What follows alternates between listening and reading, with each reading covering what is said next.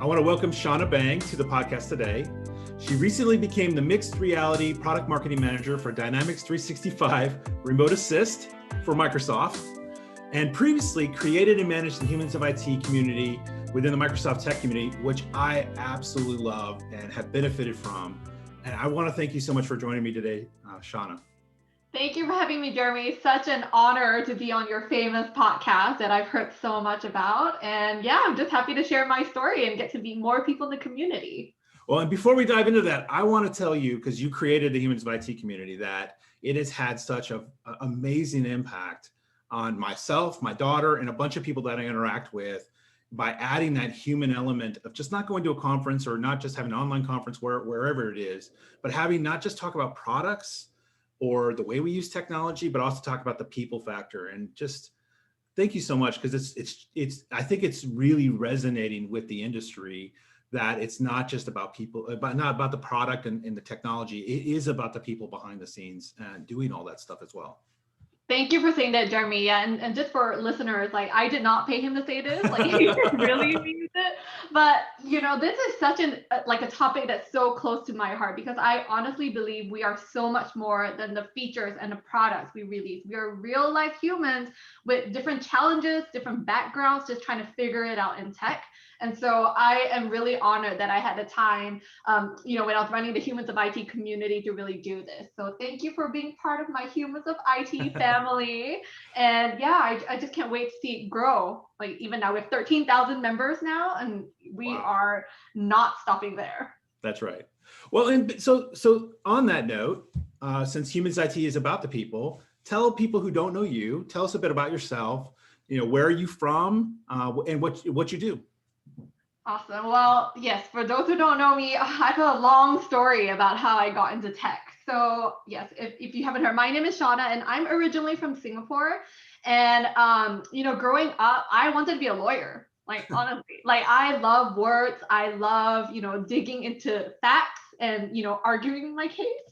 But, growing up, my mom pretty much said, like, she was worried that I would probably have really bad eyesight because I'll be studying law journals and cases like all day. So, I actually did an internship in a law firm, and I have a major in business law, and, I got exposure to that side, and it's a fascinating space, but, getting to really shadow lawyers in family court, it is a tough industry. Mm-hmm. Seeing, divorce cases, seeing like children getting rehomed. And I thought like, it's such an important area, but I just didn't feel like it was right for me. And eventually, so law was out, and I thought, maybe I'll go work in a bank, because Singapore is the financial hub, right, of Asia.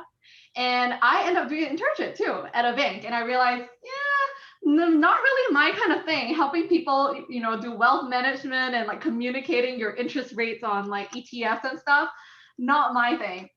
And so, it came to a time when I had to choose like what job I wanted to do. And my dad worked in tech like pretty much all his life. He has been at IBM for the longest time. He recently retired. But like you, Jeremy, like, I was the only girl in my family. And my dad really wanted somebody to kind of follow his footsteps and join tech. And so when I graduated, he said, do you want to work in an industry where you use the technology, or do you want to be the industry that creates the technology that everybody else will use? And that really resonated with me, because I want to be at the forefront of technology where I get to build the solutions that helps everybody else, no matter what industry you're in.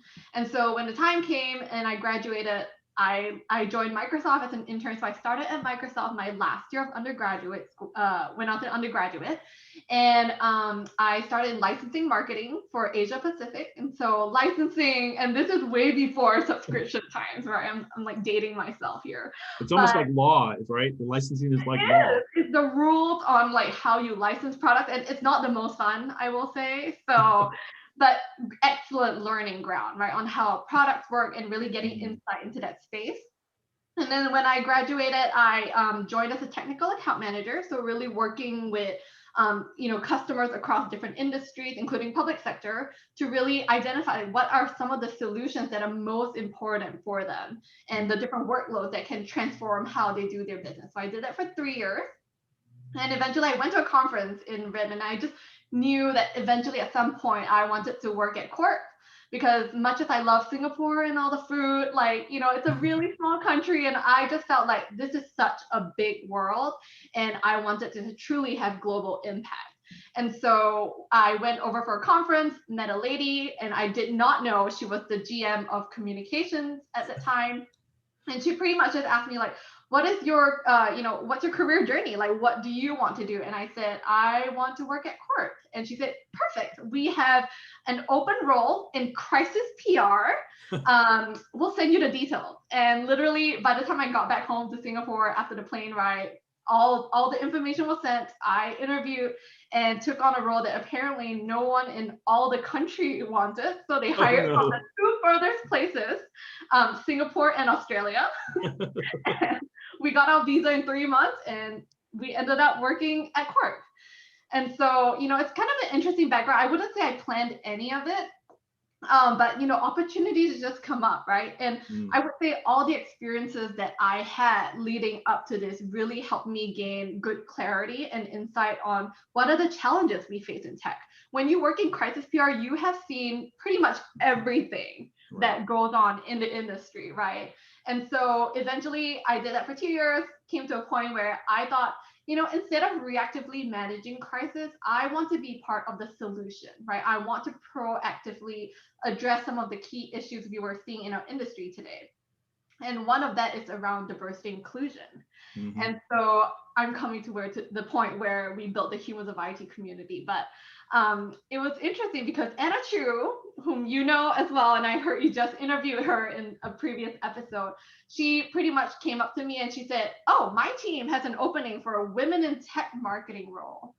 And I said, what do you mean women in tech? Like, why are we only marketing to women in tech? Like, we're not one dimensional. We're not just our gender.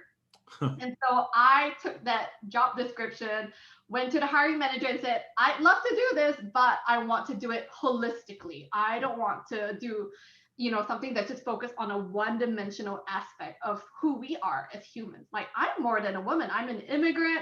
I'm the first one in my family to leave Singapore and come to the United States. I am from a non-traditional tech background, so I have a double major in marketing and law, but no formal tech training, if you will. So everything I know, I learned on the job and through people like you in the community.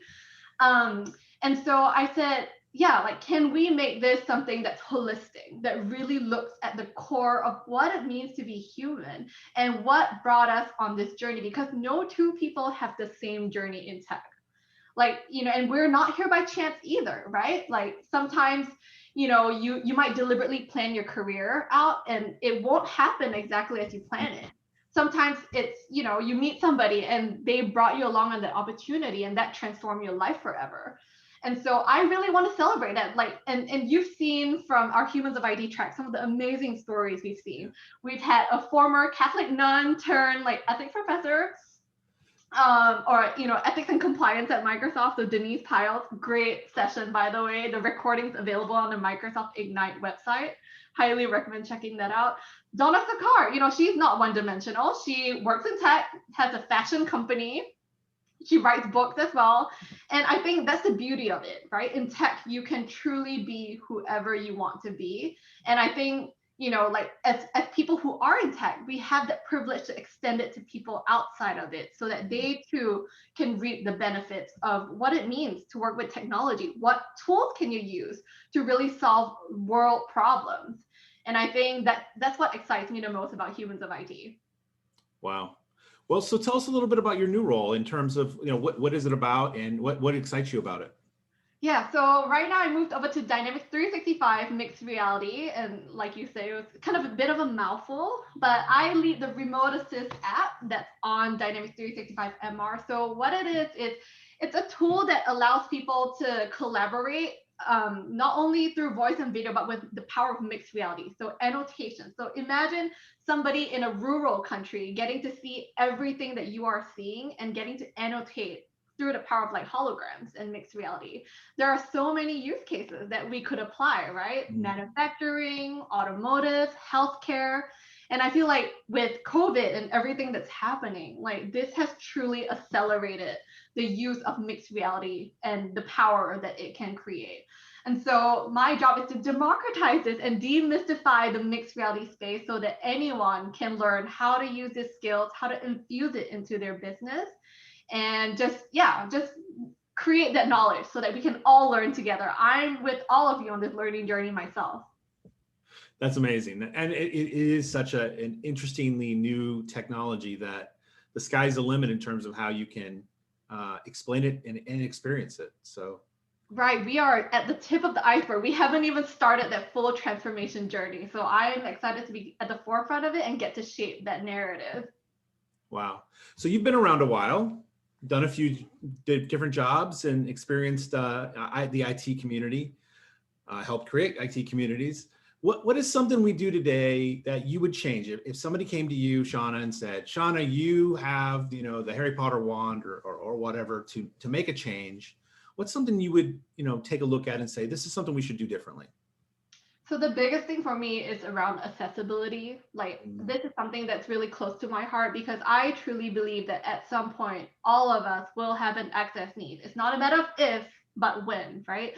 So the sooner we can wave that magic wand, Jeremy, and get accessibility really built into all our products and solutions, the better the world will be for it, because there will come a time where we will need that.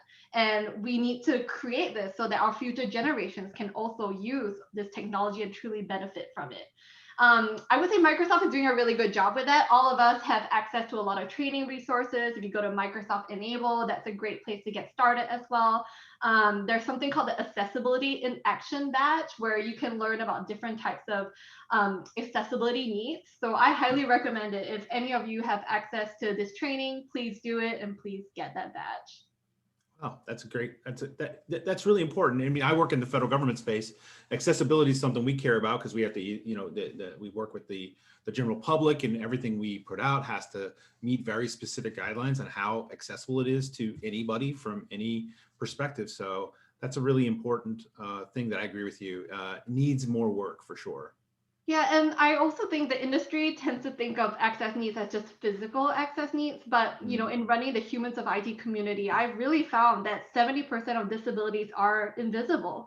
We have people in the community who live in neurodiversity, right, and all other sorts of access needs. So how can we create a space that is safe and welcoming and give them tools that can truly empower them?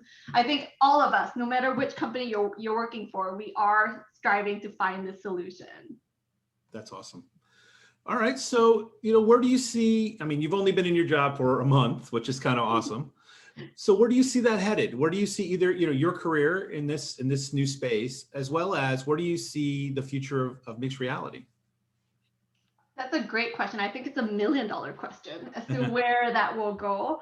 I always tie it back to my personal career value, which is I am all about creating tech for social impact to really transform the world at hyperscale, right? We want to make sure we use cutting edge technology, no matter what it is. Technology is always evolving. Right. Mixed reality might be the new thing now. There could be quantum computing, a whole bunch of other things that we don't even know of yet.